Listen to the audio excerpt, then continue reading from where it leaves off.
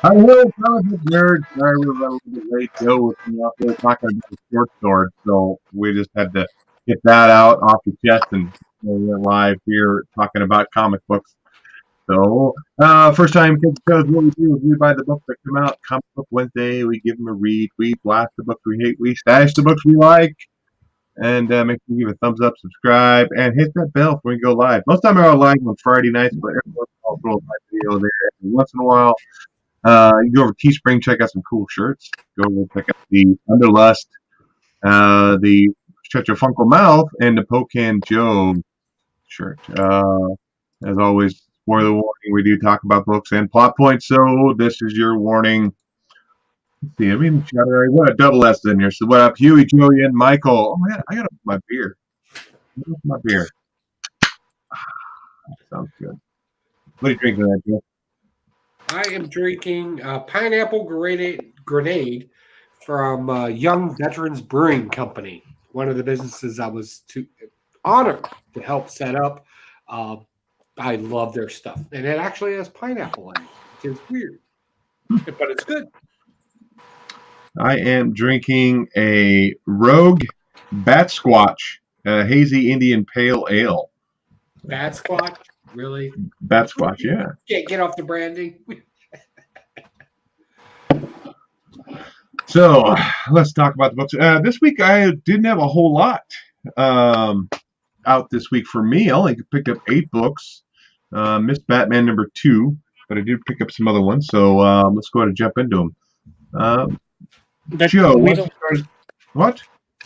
Got your notes? Double S says he loves my beard. Yeah. It is glorious. You've had a beard for a while, though. I know. I've never known you without a beard. There was one time you trimmed it kind of short. And we got Masonic Lodge #0 saying, hey, Pokanic. So, hey, what's going on, brother? That's my bro. He's a good guy. Why don't you get us started there, Joe? What's your first book? Oh, you're just gonna hit me like that. Do we want to blast something or do we want to let's blast something? That's what let's blast something. I'm good at the blasting of stuff. And I know Mikey picked this book up. Did he read it, though, is the question. I Breathe a Body. Oh, my fucking God.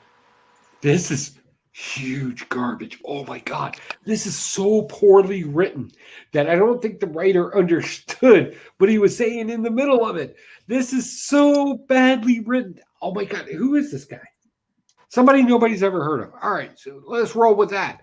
So basically what happens in this, in the beginning, we're immediately thrown into confusion because that's what you do when you're trying to write a script, a horror script. And that's really what this is. So we have some baby being made, not in the traditional sense, being produced in some way, in some vein, drugs, blood or something being injected. I wish I could explain it better, but the art doesn't explain it, and neither does the narrative, because the narrative is so over artistic that you don't understand what's going on in the story, and that makes it even worse. And then the story goes on about how this kid apparently grew up and became a social media star. This takes place in the future.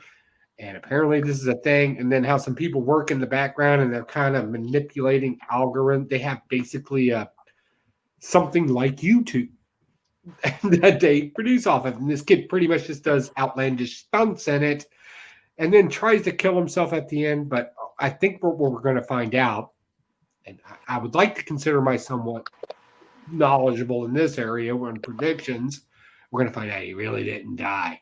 Why? Because something needs to push some bullshit narrative that makes no sense. This is a garbage book. Blast. Yeah, I can see where they're going with the whole social influencer and the social media thing and how that plays a big role in today's life and trying to have some message there behind it. But overall, it just fell absolutely crappy. I mean, social influencers to me are, I don't understand how that's even a job. Of course, we got people on YouTube like us here that we get on here. We talk about books. You know, we want to influence people. We want to talk about that, but not somebody that's their whole job and they have no skills outside of being a social influencer on TikTok or Twitter It's or kind of like Facebook. 6ix9ine, that whole guy. That's what it reminded me of. Like, why is 6ix9ine famous? It's not because he's a good rapper. It's because he's on social media. So I Breathe the Body is a blast for me too. Mike, I'm assuming we're going to have the trifecta here with your reaction to that. We are definitely having the trifecta because I stopped reading the bullshit. But I, you know, this cover is fucking amazing. You know, it's gory Really? as hell. Really? What? The cover's amazing? It is amazing. I don't think so. I don't judge art, so I'm neutral in this one. It's very gory and it's right up my alley. I could see how a horror fan would like this. I really do, but you lost I'm a it. horror fan and I don't like it. After the first 2 pages, any horror fan's out of it at that point.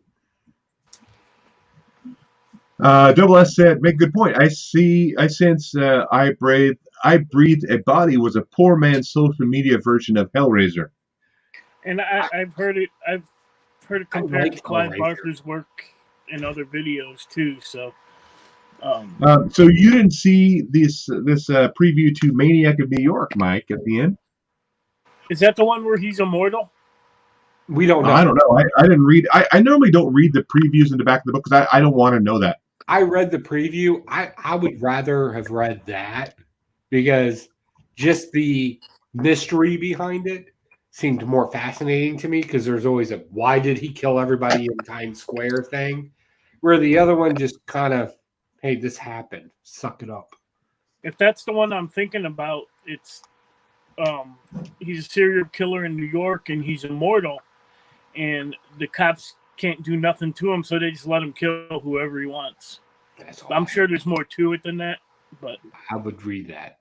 That seems more interesting than, hey, I'm a social media star and I do outlandish stuff because I'm a rich kid. That's all this book was. Yeah, they talk about the negative publicity, how it's gonna, but they know that it's gonna have the hits. You know, the views, even though it's negative, it's going to put them in negative light. They know it's going to do well because it's going to have the views. So I'll say this: it's not wrong, and we know this already. And I'll give one quick one before Mike throws up his sign. We know that negative viewership is impactful on any algorithm because we know this from Howard Stern. we know this from Howard Stern because if you watch the movie, the Howard Stern Experience, we know that it doesn't matter if it's negative or positive. People want to hear what you say next because it's negative or positive. So it doesn't matter. It still captures the attention. So the whole algorithm thing that they were talking about doesn't matter if this channel gets 11 pluses or 11 downs. It doesn't matter. It still affects an algorithm at the end of the day that somebody watched. So I get that portion of it. I think everybody else knows that too. The problem is they were trying to make this seem like the kids being forced to do this. Like, it was just weird. It was just weirdness. moving on to another independent book, another blast for me, and that's by Dark Horse Comics, Crimson Flower. Anybody else read Crimson Flower this week? I have it. I have not read it yet. Well, I posted a video of everything I read. Apparently, you didn't watch it. No, I didn't. You put it out today. You put Apparently, it out that's today. my algorithm. Yeah, all right. So Crimson Flower. Oh my God, this art is atrocious. This should be called Susie Man Hands because look at that art on that woman there. Look at her hands. They're just absolutely crazy. The art was so hard to get over. Like check out her hand right there where she's holding a bottle of pills. Man, that's not man hands, I don't know what the those are. I just opened it.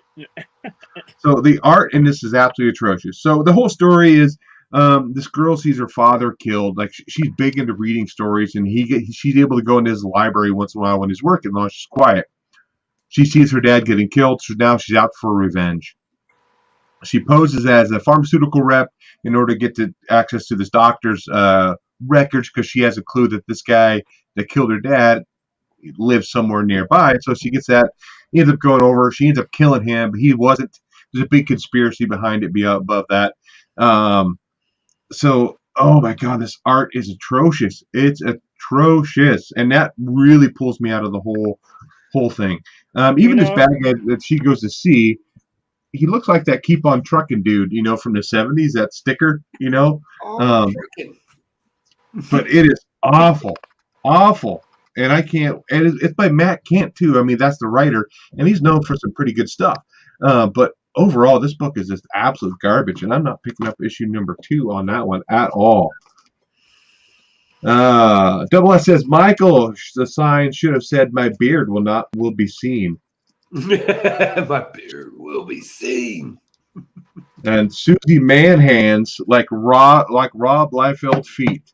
Yes, thank you, Comic Book Steve, for jumping in here tonight. I haven't seen you in a while. Hope everything's going good on your end. So we also got Legion Comics in the room too. But what do you think of the art? I like that dude. We need to meet that guy. He seems pretty cool. Mike, you're up. What do you got for us? Let's talk about a good book. Let's please. I don't know. We're on this roll of kicking the shit out of books. Let's roll with it. This was a surprising stash for me, and that is Immortal Wonder Woman, Future State. So it starts off with Diana. It's Diana Wonder Woman, not the Brazilian Wonder Woman. Dave, what's a Brazilian wax? I'll let you Google that, Mike. Wait. Okay. You gotta wait till LJ's in the room. No, she's not here. She's not showing up tonight. Hold on, let me call her. Wonder Woman, in the beginning, she's wandering around the Batcave, which is abandoned, and she kind of has a conversation. I don't know if it's in her head or what, but with a spirit form of Batman, they have a little discussion, and at the end, she ends up taking his utility belt and wearing it in memory of, I guess, him passing. The world is fucking ending. Reality is falling apart. Blah blah blah. Over on Apocalypse, Darkseid flees his planet for Earth. So he's headed to Earth.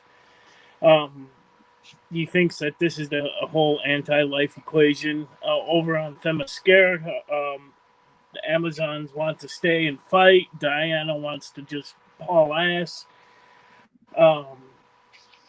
Darkseid ends up landing on Earth, kills all the Amazons, beats Wonder Woman's ass, and it just ends. One thing that I stood out for me was the art. Jen Bartel. I'm not too familiar with her stuff, but I liked it. And there's a backup story too with a new Wonder Woman. I don't know if she's new or not. Nubia. She's an African American Wonder Woman, and that was just garbage. She does end up fighting Grail in there somewhere, but this was pretty good though. Stashing it. I like this cover too with the hot pink. Hot pink. No Brazilian wax is anywhere to be seen. Joe, what'd you think of Immortal Wonder Woman? Because of shipping distributions and with the confusion that's going on right now with comic book owners owning or trying to order through this, I was not able to get it right now. Please let me know your feelings below. I'm doing a kind of bullshit survey on it right now. Is your comic book store having problems getting DC comic books? Nope. And hold on, and Marvel's on the same date, or things getting kind of weird back and forth? I've heard vice versa. Please let us know. But if I can comment real quick on the chat before you give your review. because we have somebody very passionate about the books. We got Legion of Comics in the room. He says, yes, the interiors are gorgeous. Dark Side is straight savage. That conversation with Bruce hit me in the feels, which is interesting because that happened again in another comic book. And I'm wondering if the same reality ending event from Generations shattered, which is a good question. I know what you're talking about. I just noticed she's wearing the utility belt on the cover as well. On the cover, yeah. They didn't even have that book when I went in to get it. Like, half the shit went to Texas, and then like they had 3 issues of DC books, and I was like, and Yeah, at my stores, they've had shops, one of the oldest ones in the United States, and they're fucking up his orders.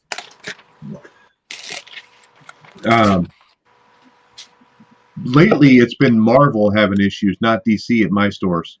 So Legion's Comics says, look at her necklace. Oh, what? Well, hold on. What's Does going she have on a with pearl the necklace? necklace? She got a pearl necklace, doesn't she? Oh, Green Lantern ring. She got the skeet. No skeet here. Yeah, overall, I thought the first story was pretty good. My only concern, like the art is great, but Wonder Woman seems a little too young for me. She's not very mature in here. It seems like she would be like a little older. That's my only criticism of Woman. I know, but it doesn't. You shouldn't see some early 20s guy, and you just want somebody your own age represented. That's what it is. That's what it is. You know, I just think it's something, you know, a little more mature. Wonder Woman would have been a little bit better. Other than that, I mean, I don't know if she's supposed to be. You could go read about a mature Catwoman over in Batman Catwoman. Yeah, we'll talk about that. And of course, we have the what book would not be complete without the overweight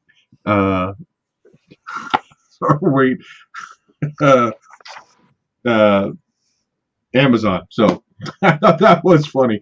Lisa Comics says she's immortal. Yes, I get that. I understand that. But it would be nice to have her look a little more mature and act a little more mature. That was the only thing criticism I had. No. Did you want her to have a walker? And no, we're not talking about that kind of old experience. Like 40s? Like experience. Close to a walker. They gave her a gray streak. LOL. She was on some fuck attitude like my game. Backup story, yeah, I didn't like the backup story either. I don't know if this Nubia, that's her first appearance or not. But you had your hand raised, Mike. Say, what are you going to ask? I don't know. I forgot. You forgot already. Okay, nice. Way to go, Mike. We're back to Joe. We just talked about DC, so I'll move over. I'm the Blastin king as far as I'm concerned. So we're going to talk about this Avengers number 41. Did anybody else pick this up? Mm-mm. All right, I'm going to break this down for you so you don't have to waste your money. And you're welcome. So basically in this book, we have another Phoenix saga happening. Only this time it's a competition of heroes. Namor's in there. Everybody's in there. Everybody. Even when you don't think somebody's there, they just randomly pop up. You know, like Moon Girl and Devil Titan. They just randomly showed up in here to fight.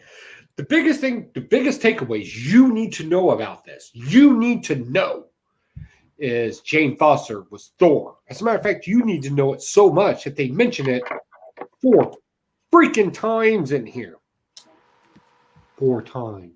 Also, every other minor female character, you need to know how important they are and the great contributions they've done to comic books over the last few years by relegating their history in here. Mind you, in most crisis stories, most of this stuff has been forgotten or shoved off to the side that nobody cared about. It was very important that it's mentioned in here that Moon Girl is one of the smartest people in the entire, they said universe, which I'm like, that, no. Okay, I'm sorry. I get it. It's a kid, female, but it's a kid. So no. This is absolute garbage. I've never seen so much forced propaganda forced into one book. There was literally a conversation in here just to put things into a more unrealistic perspective in this book. There was a debate in here about tariffs to Wakanda and the United States, given by whatever the Batman character is in Squadron Supreme, which nobody cares about, and T'Challa, Black Panther. They had an argument about tariffs in here and how to bribe politicians and commit political maneuvering. It sounds exciting, but it was all legit. That's the bad thing from your, I don't know, high school government class. And it pretty much puts you to sleep. This thing, I had to take a break from this. Like, it was so boring. You could predict it, and that's not a good comic book. So, blast. Avengers 41.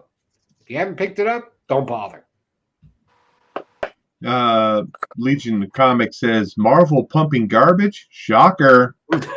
And then we have Hidden Jim Comics in here says, "What up, guys?" And says, "Dang."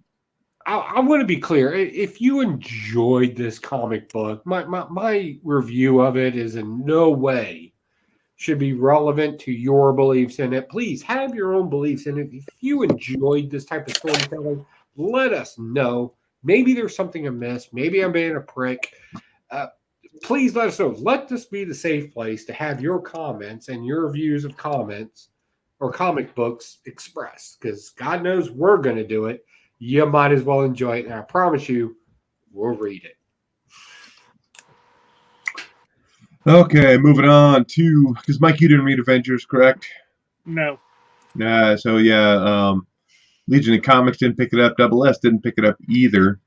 And then we have a little side chat going on there. And Double S says, "Love it when Joey breaks down a book to nothing." that's I don't mean to. It's just what it is.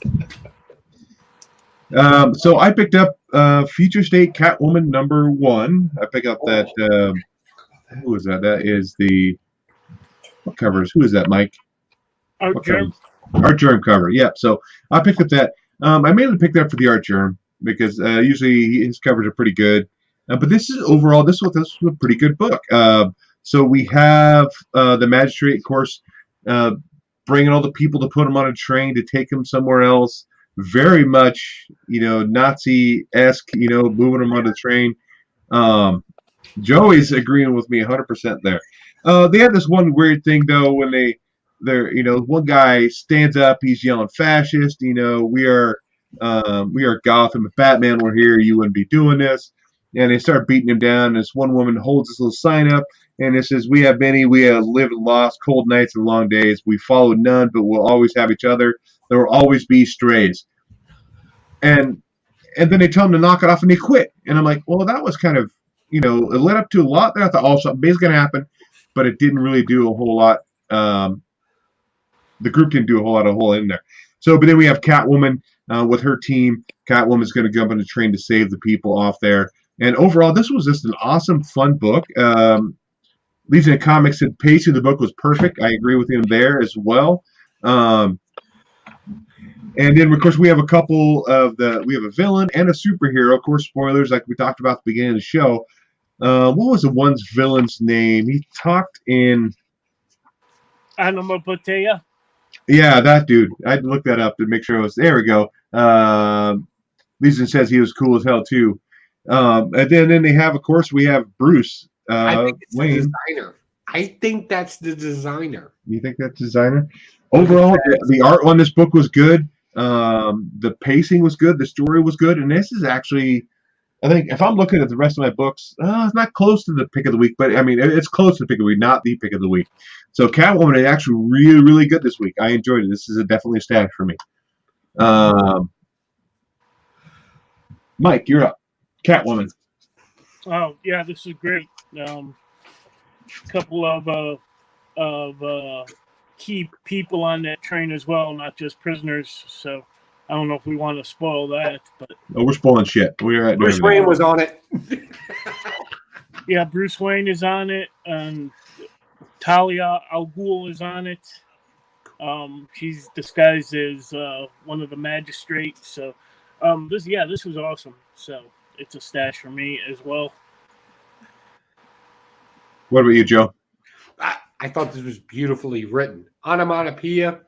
I love the concept of a character that can only speak in the sounds of things. Kapow, bang, pew pew. I love this concept because I think it expresses more emotion than anything else. And so I like it because now you as the reader get to dictate the verbiage of it. It's interactive, and I think that's beautiful. However, I do think this onomatopoeia character is the designer, their version of the designer. The whole circle mass thing going on. I hope that's a tie-in to some degree where they did something with the designer because I love the concept of the designer and they didn't do anything with it. It was all a big scam at the end of that whole run in Batman. I really hope that is something that's going to continue on in some way. And I really hope that this is kind of formative because, and again, this is arbitrary at best, speculation, or it's not even speculation, it's conjecture at best.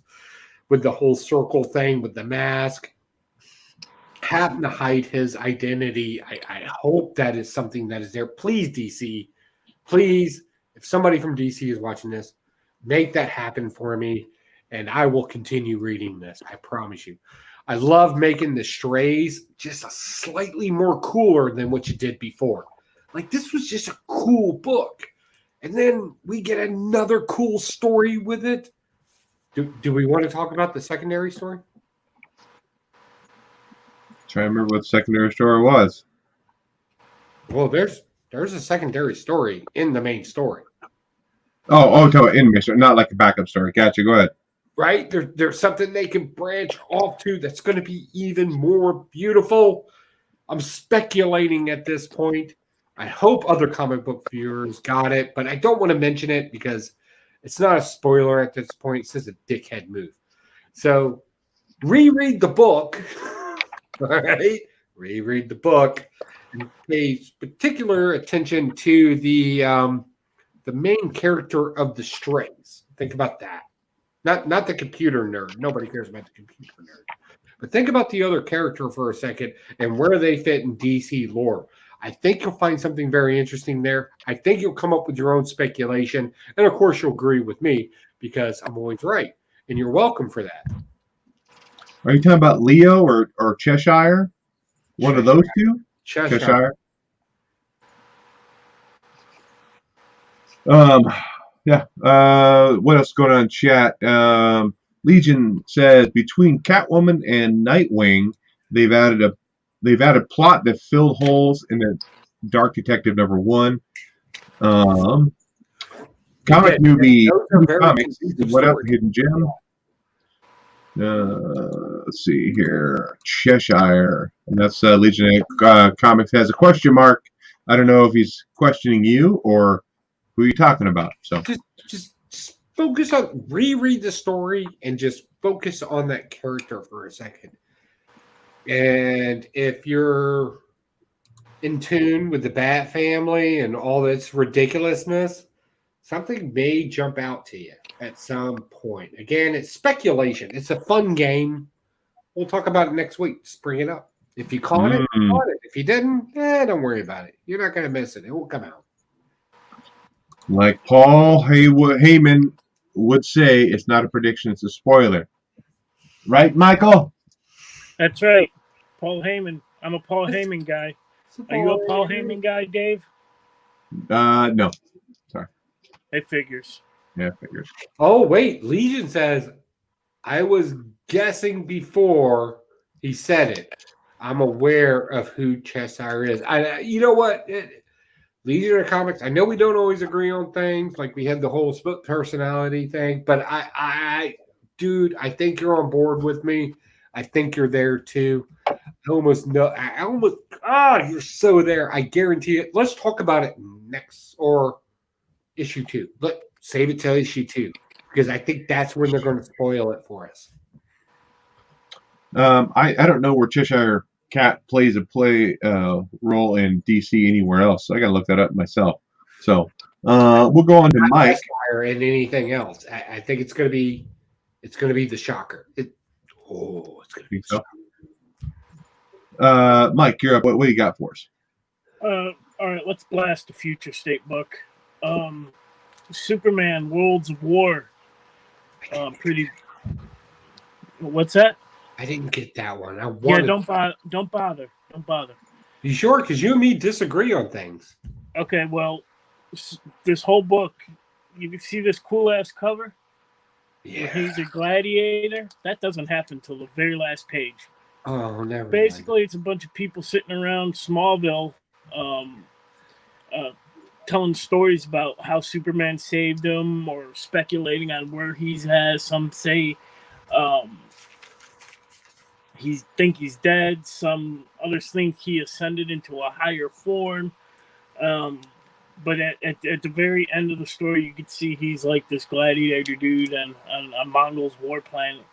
And there's like two or three backup stories. One with Mr. Miracle that sucked.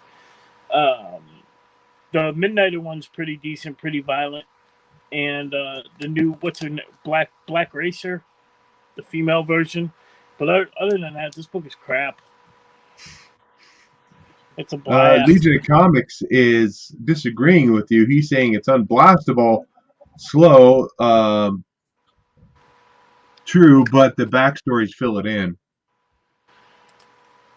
So, I did not pick up that one either. I think it's. They only brought 3 DC titles, and I wish I would have read that. I love blasting a book. Oh. What about you, Joe? We're up with your next book. Okay, so I've been pretty hard on things lately. Let's lighten the mood tonight. Let's talk about some King in Black. I know you all picked this up. I did not get that this week.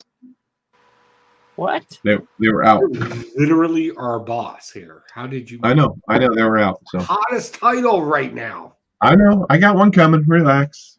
Just don't have it this week. You sure you want me to do this? Spoil the shit out of it. Okay, we're gonna do it. So they're doing this thing now, and they're calling these tattoo covers. From what I've got the first 2. Okay, that's cool. I don't like that tattoo cover. That one's pretty bad. That's a mess. Like, I can't think of anybody who would get that as a tattoo. But oh my god, Donny Cates, I don't know how you're doing everything you're doing. I just want to sit down with Donny Cates for 10 minutes, and I just want to listen to him ramble. I guarantee you it is the most incoherent mess you have ever heard in your life, with no characterization, and then somehow or another he fits this stuff into characters, because this story just draws you in that this is something that is bigger than reality. This is great. In this, we get Dylan when we're expecting Dylan to be like this omniscient god that can just do everything. He gets put in his place.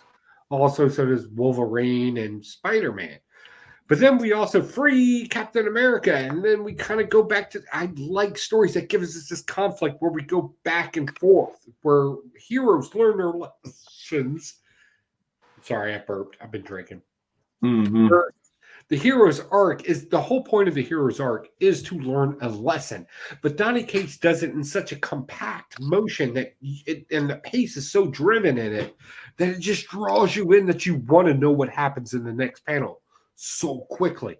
And the artists on board with this get Donny Cates because they're drawing it the same way.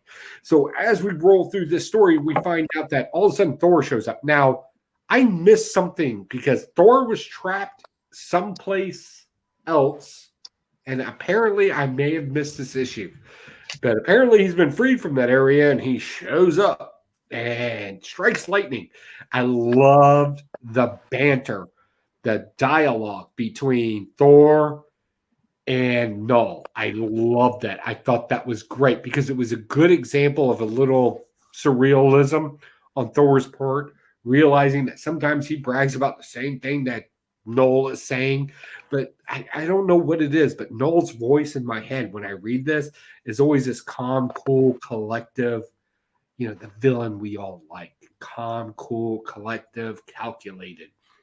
And as we read through this story, we find out that he can even beat up Thor, stabs him in the back. He's got to do some shady shit. That's what villains do, right? Boom. So he sends out a message to the cosmos through his ravens, and who's going to show up? Silver Surfer and Black. Now that doesn't make any sense to me because how can he be the Silver Surfer and Black? Why don't we just call him the Black Surfer at this point? Like, I'm not sure why that's a thing, but we all know my opinions about the whole Silver and Surfer. Like, I read the books and the artwork was horrible, but I'm truly excited about this character coming in and being involved in this because he had a connection with Null in the original story, and I love cohesive stories. And I love the fact that that was something that we could have forgotten, and now it's relevant again. I loved it. I thought this was great. Oh my God, Donny Cates, like I'll massage your feet, buddy. I just want to hang out 10 minutes with you and just listen to your ideas, just random ideas, just off the top of your head. I want to hear them. And if you want more, if I can get more time, I'll let Mikey touch your pee-pee. Okay.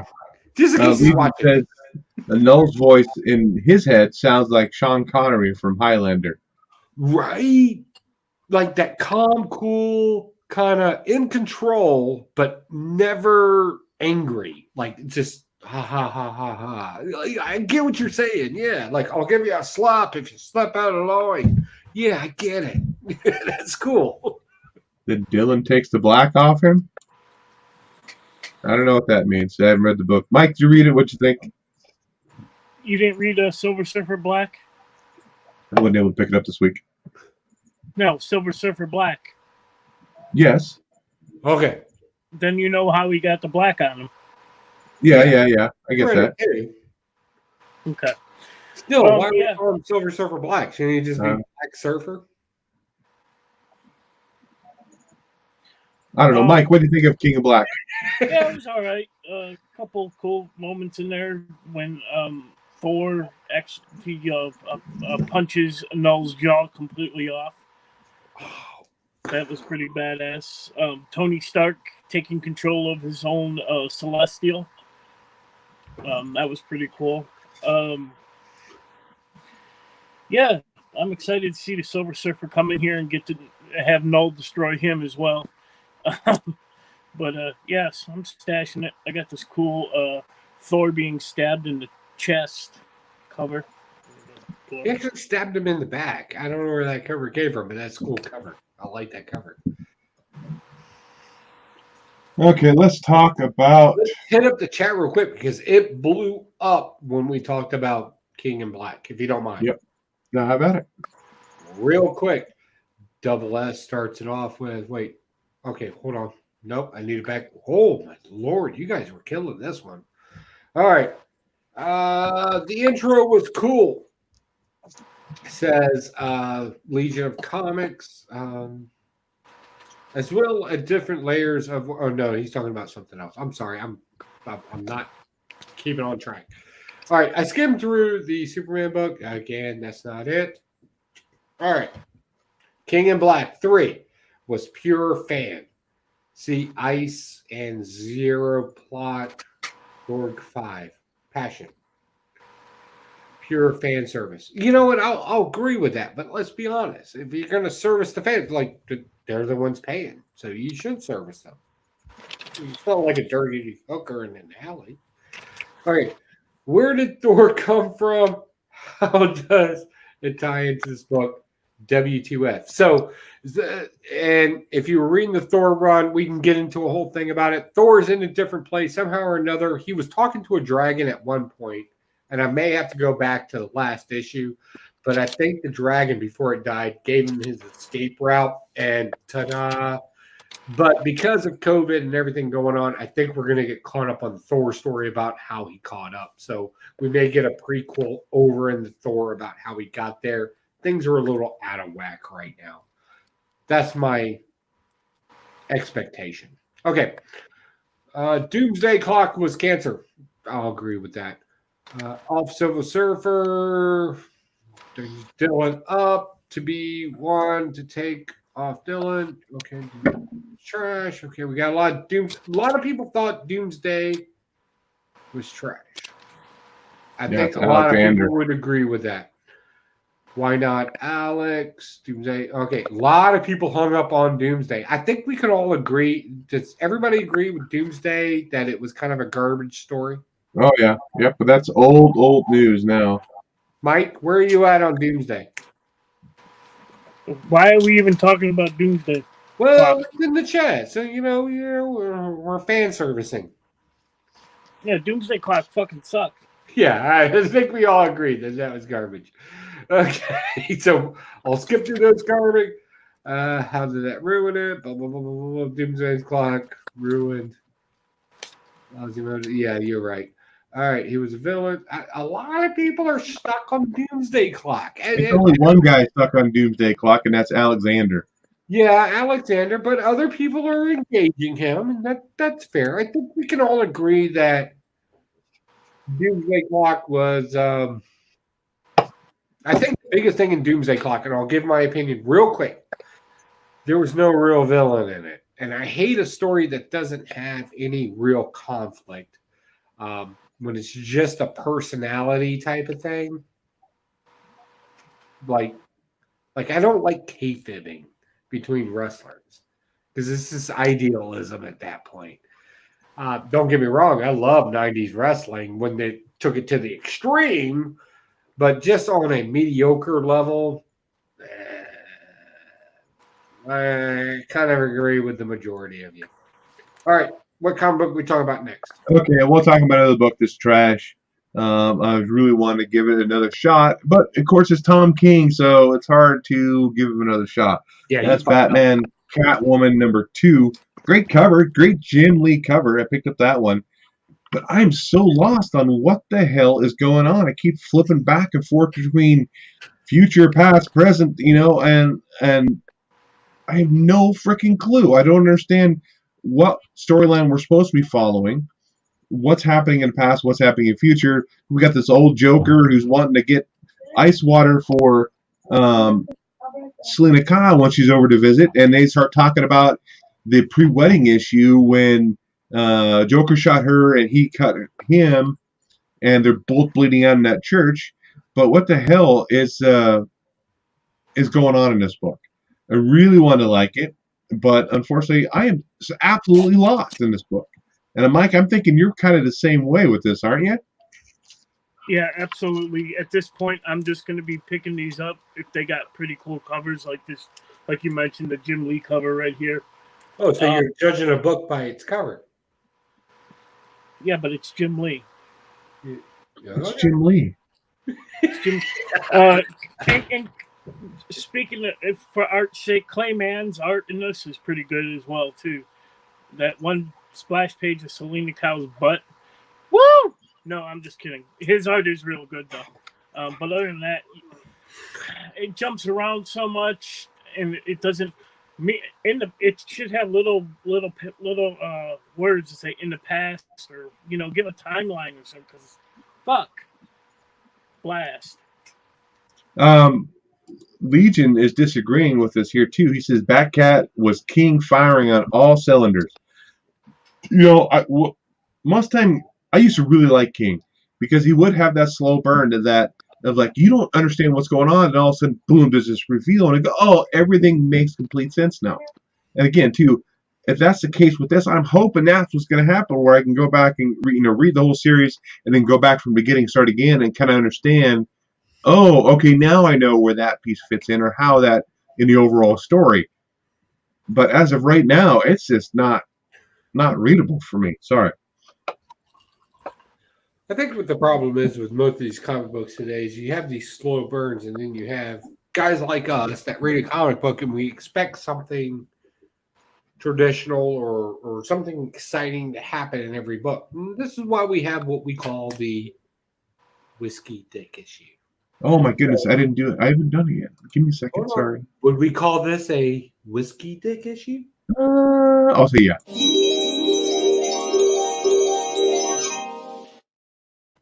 So it's not necessarily a blast. It's just an informational dump.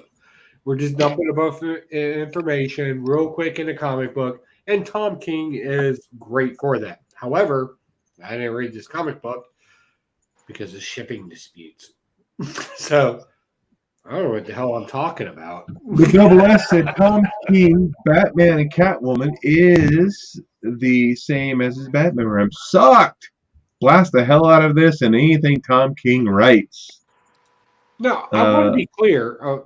The whole point of Blaster Stashin is to come in and give you your appointment, maybe not disagree with everybody's opinions. You have an opinion. Everybody has a different taste. I think that's super cool. And thank you all for giving your opinions for it and your positions on books. It really allows us to know what books to face or to focus on versus what books not to. I'm really glad I did not wear my brony shirt tonight because apparently Alexander hates My Little Pony. Anybody who is a brony deserves to die. So, does this guy know you? Like, is he a friend of yours or something? No clue who this guy is. Hey, Jacko just showed up. We like Jacko. Jacko, longtime supporter of the show.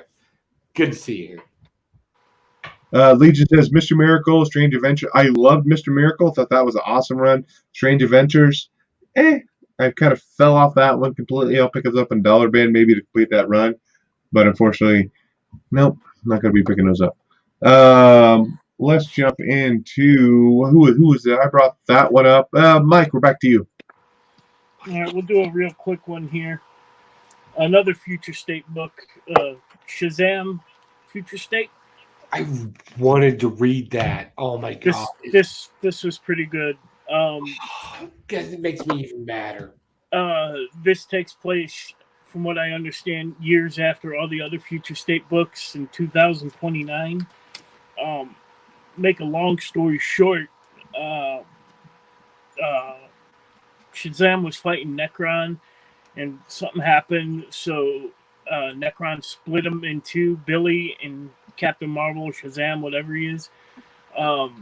Billy stayed in hell to kind of protect this doorway, and Shazam went to Earth to be the hero, but without Billy's, I guess, moral compass, Shazam goes batshit crazy up on Earth and starts murdering other heroes and villains, and it's some pretty good stuff. I was pleasantly surprised with Shazam. I didn't pick it up. I don't think Joe did either. We talked about missing his DC books. That sounds really great. So it sounds like to me, and correct me if I'm wrong, but it sounds like a fictional character, Shazam, right, and then a realistical character, Batson, right, and then the kind of he's the moral compass and what decides versus what reality is. Does that sound about right? Yeah, about it. Yeah, everybody's agreeing it's a stash. Surprisingly, this was really good. So we're back to Joe. What you got for us? Well, first I want to tell Masonic Lodge Zero he can go cram it. Joking. I know him. Don't let him beat him up or anything. It's weird. I'll put him in timeout. No, don't do that. He's just being funny. No, I get that. Okay, so it's a number one. I'm assuming you guys picked it up. What is it? Talk about Iron Fist number one. Fresh new issue. New story. I did not pick it up. Whole 9 yards, right? Mm. Okay, Mikey, you read it. Were you completely lost in this book? Just with a few of the characters, but I thought it was pretty good. I have no idea what's going on in this book. And this is my biggest pet peeve with comic books sometimes is we launch something as a number one, but we're so reliant that the fan base has read the last issues or the last storyline or so in detailed into the other writings that we understand. And this is just proof that writers don't understand how number one issues work. I don't mean that as a criticism or an insult. I just mean that as a fact at this point. In this story, I don't know who half these characters are. I don't really understand the plot in this point. I don't understand the reference to. I'll explain it to you. And if you haven't read it, by all means, tell me if you understand. Apparently, at some point, Lady, what is it? Bullseye, which I know is a character from the past, decides that she needs all the dragon hearts in the seven kingdoms. And if you're not up to date with Ironheart, I can't help you there, but there's seven kingdoms out there. And there's a guy with a backpack that reminds me of the 80s show The Wizard. Does anybody remember The Wizard? Do you guys remember The Wizard from the 80s? No, I I'll had look it up. the guy from Willow. Oh, okay. Okay. Anyway, this guy's got a backpack. He's got tons of weapons and stuff in it. They go off. Now, here's where I have a problem where a writer's not keeping track of their story. And I don't mean this in a rude way, so I apologize. But it's in the story. At one point, Taskmaster and Iron Fist are fighting in here. And Taskmaster is trying to get a heart of a dragon. Confused yet? Don't worry about it. The rest of us don't know what's going on either. So he gets his heart, and he's like, hey, maybe I'll catch a bonus for killing Ironheart. He says this. It's literally in the book. Fictionally, literally in the book. So he tries to fight him. Can't beat him. Escapes anyway, because that's what villains do. They last forever. And then Lady Bullseye's in here and is like, well, I'm going to have to fire Taskmaster for not killing you like I ordered him to. Well, that wasn't... I get it. Most people aren't that superficial with comic books. But if you want middle-aged people to spend all this money on your comic book plus several other things that you write, which this person has 3 other comic books out, you may want to be a little bit more consistent with your story because that didn't make any sense and it's not cohesive. Why is the Lollipop Gang up there? Isn't that who you're talking about? Fair enough. or are you talking about this movie, The Wizard? No, the 1980s show, The Wizard. show. It was a toy maker. I will look that up. Can we do the meat and potatoes now? Hold on. Go to the chat on this. Does anybody remember Willow from the 80s having a storyline? Oh my God. I'm about to become the oldest guy in this room. It's sad. Okay. Just look it up on YouTube. The Wizard. The show. 1980s. Wizard or Wizard? Wizard. As in one. Not multiple. Okay. Mike wants to do his... Do me. Oh, yes. I need to poke can it. Throw up the sign. Go to meat and potatoes. No, here, real quick. I got what you're talking about, and now I remember it because I saw the character. Let me pop it up. Yeah. It is right here. This here. Warwick Davis. Yes, somebody knows. No, it's not Warwick Davis there. That's not him. That's not Warwick Davis. That's the guy from Fall Guy, though. The guy next to him. Yeah, that's that same guy. Maybe my memory's wrong. Maybe I have a Mandela effect going on. Mandela. Mike wants to do a segment that we like to call. Ski.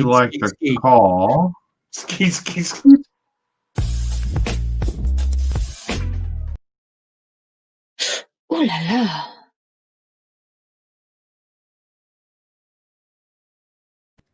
Mike's meat and potato pick of the week. What do you got for pick of the week, Mike?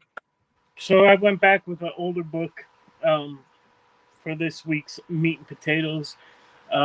Back, I think it was at C2E2 when we all went. I was hanging out with Old Comics Misexplained, and he said, hey, you should go meet this cosplayer over there. She's really cute, and she does a lot of great cosplays. And I went over there. I mistakenly forgot that, hey, where's she at? So I was looking around. Finally, I ran into her, and we got talking. She's a really nice girl, does awesome cosplays. And that's Joni Brosis. And she signed this book for me. This is, who cares what Vampirella it is? It don't even matter right there. And you could go follow. She's always posting pictures on Instagram. What's Instagram, Facebook, and Twitter. And I got my picture taken with her. If you ready to pull that, there we go.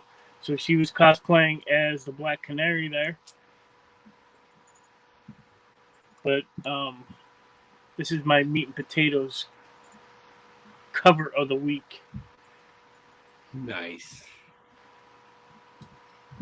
Okay, we want to go ahead and wrap this up with. Anybody else read that? What, Mike? Joe? What? Did you post the picture he told us to post? I'm sorry, I was looking. I did. I showed the picture you was talking about. Yeah. Yeah, I'm sorry. I'm doing other things. I'm not paying attention. I apologize.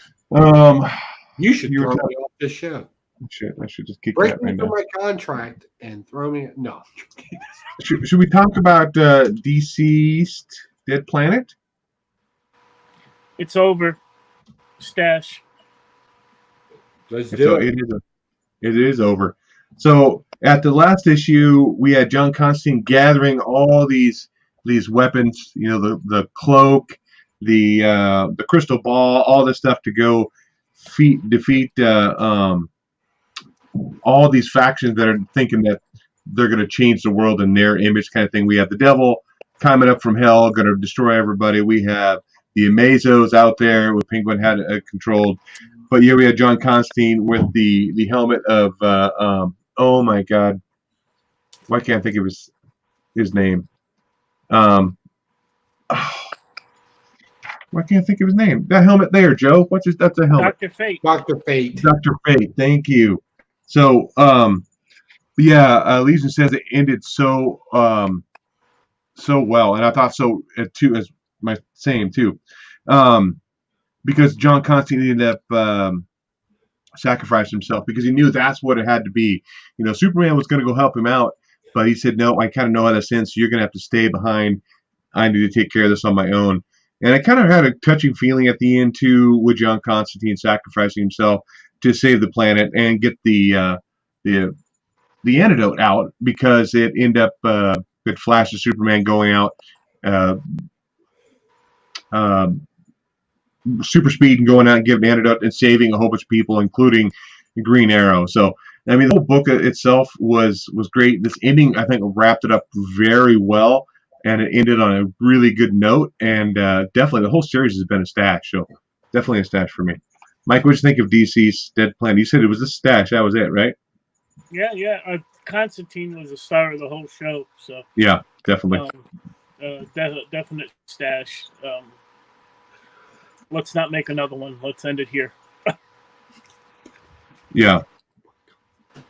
Overall, great stuff. But Joe, you didn't read it because you didn't pick up any DC books? It was my third one, sir. That was your third one. What'd you think of Deceased Dead Planet? Should let you take that on, because you do a lot better job of talking about how it. I'm a John Constantine fan. I love John Constantine. I love his whole, and it's a typical narrative from John Constantine. I'm going to do things. It's none of your business. You're going to have to trust me because I'm about to get into some gangster shit. Period. And I really like that about John Constantine. I thought it's a very smart write. However, I will say this. We spent a lot of time. We spent 7 or 6 issues building up to an issue that would end everything in pretty much half the book.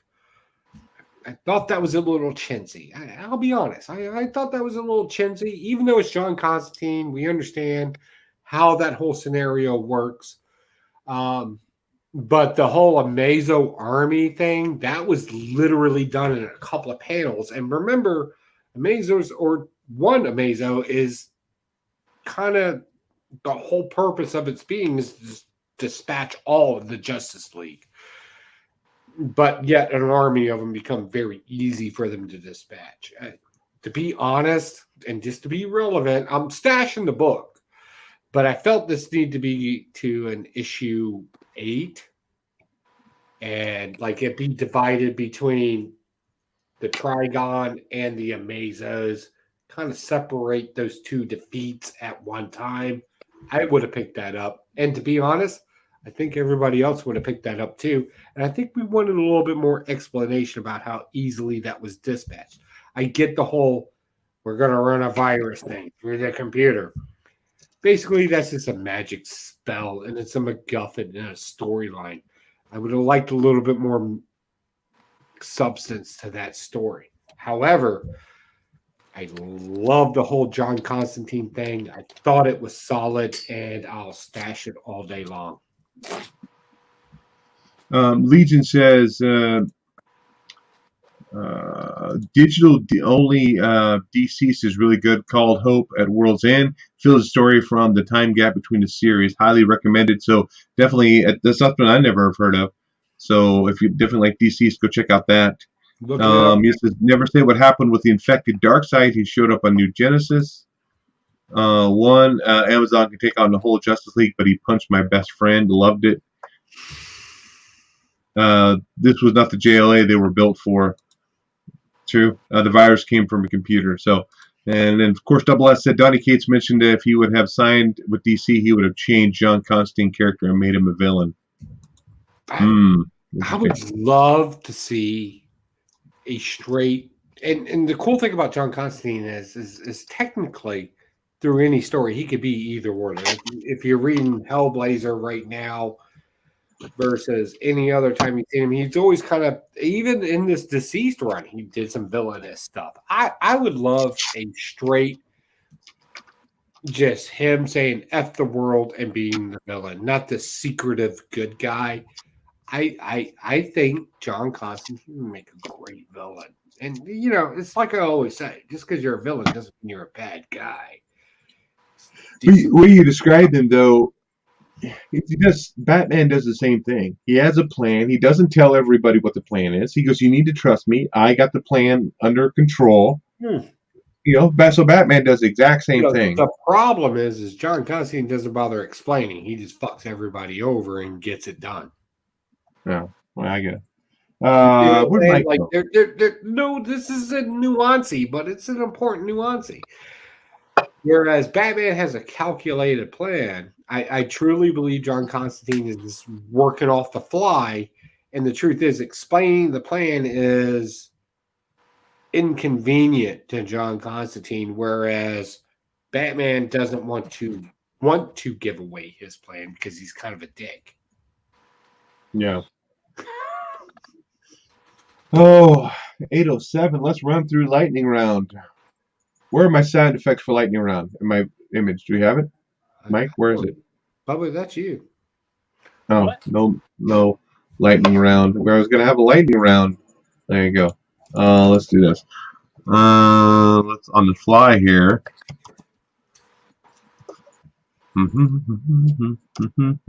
Hello, my baby. Hello, my darling. Hello, my ragtime girl. Where's my bottle opener? Here, let's do this here. Give me a second. Give me a second. You take your time. We're only live. Mike, you want to talk about any other books tonight? Do you really want to talk about before we get out of here? Take a second and give a review on the book while we figure out what the fuck we're doing. All right, run through these real quick. Oh, that didn't work. That sucked. All that effort and it turned out to be crap. Okay. Hey, remember, we're here for you, fans. Yeah. Whatever. Go ahead, Mike. Let's take it to the lightning round. All right, Iron Fist #1. I thoroughly enjoyed this book. You didn't even talk about it earlier. Shit, sorry. Yeah, I know. I'm not a big Iron Fist fan. I was confused about a couple of the characters, but it's okay. I already blasted that. Did you not review it? No. Did we skip you? Yep. Yeah, we did. You skipped Courier #1. I enjoyed this as well. I was told this is the second volume. I guess I got to go find the first one now. Maestro, Warren Pax, #1. Great stuff. Got the Hulk killing. I'm sorry.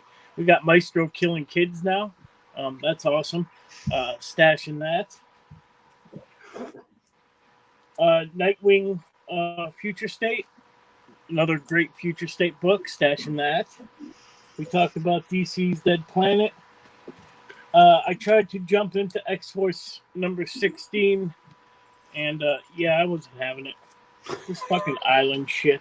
It's so bad. Dr. Afra, number 7. More good Star Wars stuff. I got a picture for Dr. Afra.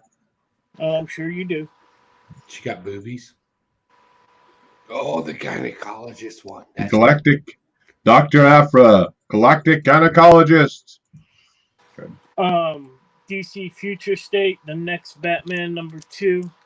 It was decent. It's what you expect. Nothing special. Stashing it. What's my pick of the week, you ask? Yes, Mike, what's your pick of the week? Pick of the week. Yeah, you should have mentioned that when it was your turn to give a review, but what is it, Mike? Nobody else reads this book, so fair enough. It wouldn't have mattered anyway. Teenage Mutant Ninja Turtles, number 113. We got little Lita coming back from the future. That's Lita on the front. If you're not familiar with this book, she's coming to warn them of some bad shit coming in the past, in the future. I don't know if it's going to lead into the last Ronin. I don't think so, but and she was named after Lita Ford. If you don't know who Lita Ford is, don't worry about it. If you do, you're cool with me. But yeah, man, this is an awesome book. I can't wait. I can't wait to see where this goes from here. So, pick of the week. And that is it. I got some other books here, though. What else did you pick up? Because God knows I'm going to take a lot of time. So eat it up, buddy. Jenica 2, number 3. Walking Dead Deluxe, number 7. Blah, blah, blah. Nice. Department of Truth, second print, number 1. I got to read that. Serial. These are books from last week. Serial, number 1. And Soulstream, number 1 as well. But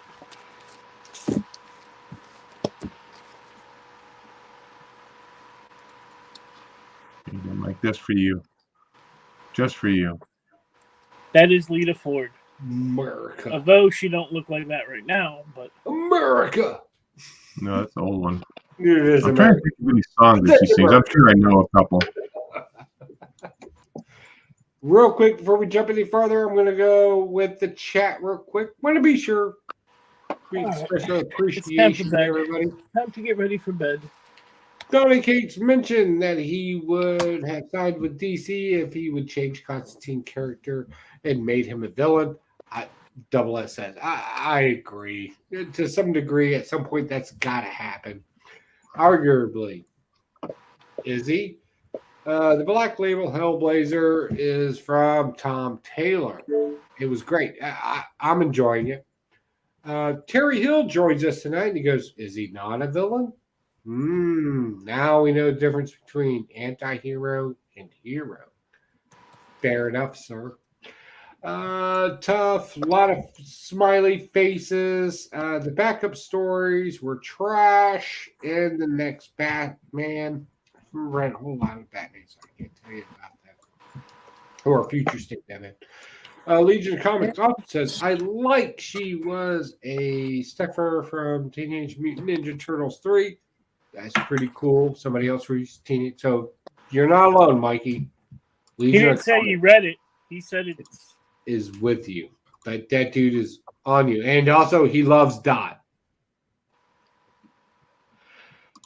Let's see. Oh, my God. You're right. She is holding the staff. Mephisto killing Outlander and the children. Oh, we're going to talk about that one in a second. I'm going to hit that one up in a second. Legion of Comics says her hair probably still does. Fair enough. Oh, no. She dropped it. We got a picture up. She dropped her hair. Meow, mama. Don't recover from that much hairspray. Apparently, she's done all right for herself. She hired a crew. What do you got for your lightning round, Joe? All right, so we're going to blow through this, and I'm going to pick up some hauls that I picked up as well this week that some of you are going to be super impressed because it's super great stuff. And you're welcome. So, Mephisto, loving Maestro. You've had too many beers tonight. Yeah, I'm trying, man. Of course, I had to pick up a Scotty Young cover because my wife collects Scotty Young covers. Like, that's her only connection with comic books, other than Funko Pops. So that's her thing. So, rule in her house: buy a comic book, read a comic book, and I'm super happy I did this. Really love the story and how it's working out. You need to pick this up if you like Doom, if you like Hulk, you like Machine Man and all that stuff from the late 80s. If you like that kind of stuff, you need to be picking this up because they're definitely doing a cooler twist on it than back then. Pick it up. Let's see here. DC picked up Rorschach. This gets weird. Like, this is a weird story, and I still haven't determined if I like it or hate it yet. What I do know is I'm going to keep reading it till I make that decision. In this one, we get the strong man from a carnival, who the kid, the female, who shot the future president, Redford. Don't get me started on that portion of it. But we get her past in here because we have an investigator trying to find out why they did this stuff. And apparently, we find out that everybody and anybody can be Rorschach, which isn't too far off from the actual Watchmen thing. Like that was a thing in that universe from the original run. So I think we're catching an aftermath of the squid invasion, maybe, possibly, or just weird manipulation going on. Either way, I'm on board because I don't know what's going on and I want that answer. And let's be honest, it's a mystery story, and that's good writing. Moving on to Independence, we got Future. So this is a sleeper issue. This is that. Oh, well, you got it ready? Oh, I mean, whiskey dick. Yeah, Oh, get it ready. here. Okay, I'm queued up. Hit it.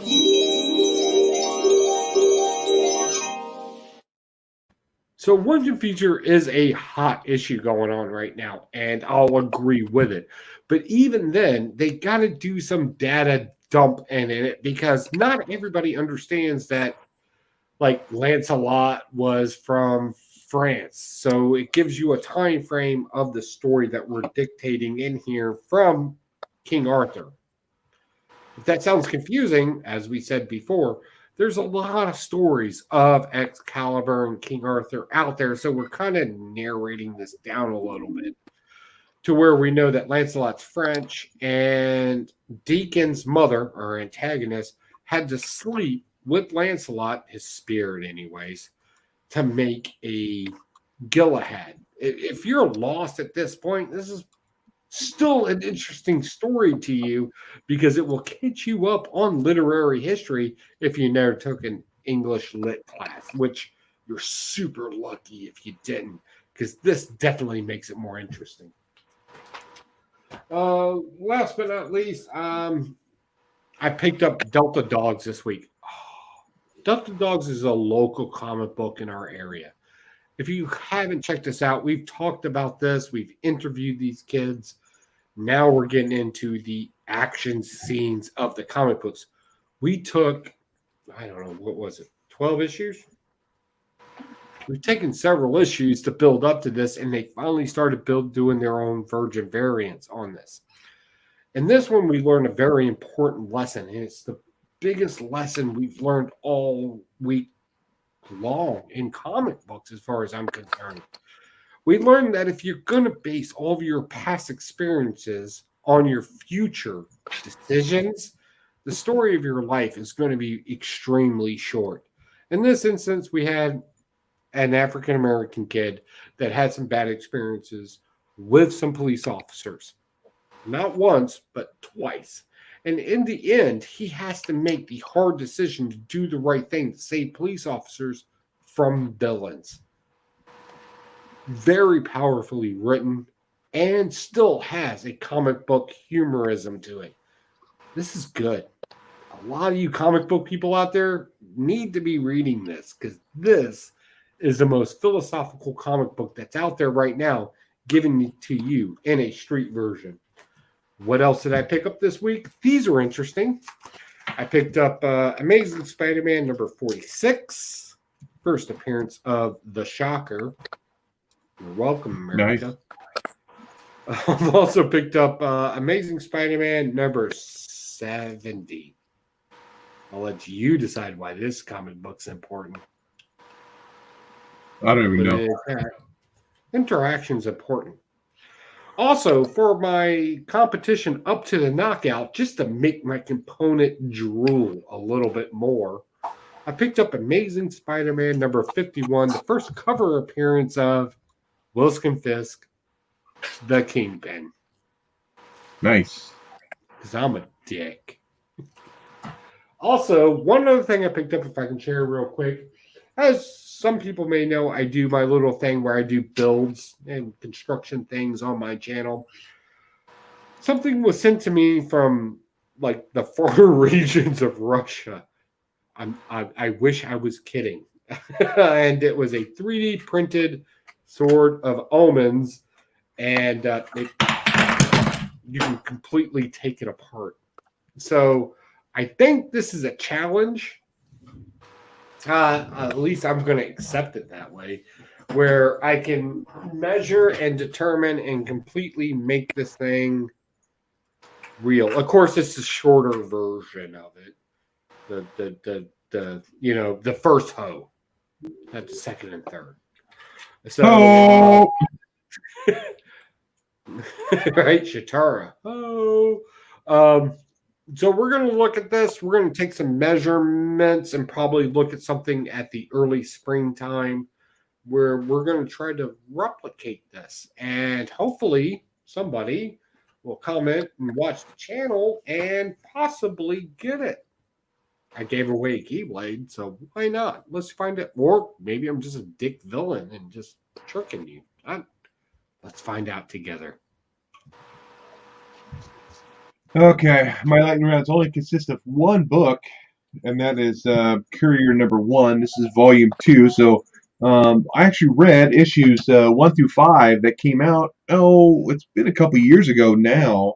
So basically, the story is a woman. She's a courier, post-apocalyptic kind of world.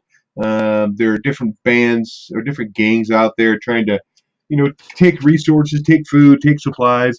There's also some mutant type people out there that eat people when they're there. And Joe's got an important phone call he's got to go deal with. And Mike left me as well. So it's just me all by my lonesome. The Huey Show. So yeah, Courier. Oh, Mike's still there. He's peeking in on me. Courier was good. I definitely still enjoy it. The arts, different artists on this run around. But overall, decent kind of stuff. Post-apocalyptic tale. It's pretty good by Zenoscope. I don't pick up a whole lot from a Zenoscope, but overall, it's a stash. I'll be picking up second issue for sure. So, with that, we got Mike, we got Poke and Joe stepped out for a minute. I think we're going to wrap this up with I'm going with to Joe. bed. You're going to bed. You're going to bed. So thanks everybody for stopping by. Make sure you give us a thumbs up, a like, a share, all that fun stuff. Share us on social media, and we will catch you guys next Friday night on the Blastin or Stash It show. Joe's gone. I'm gonna leave without him. I don't care. Oh, Mike left already. What a bastard.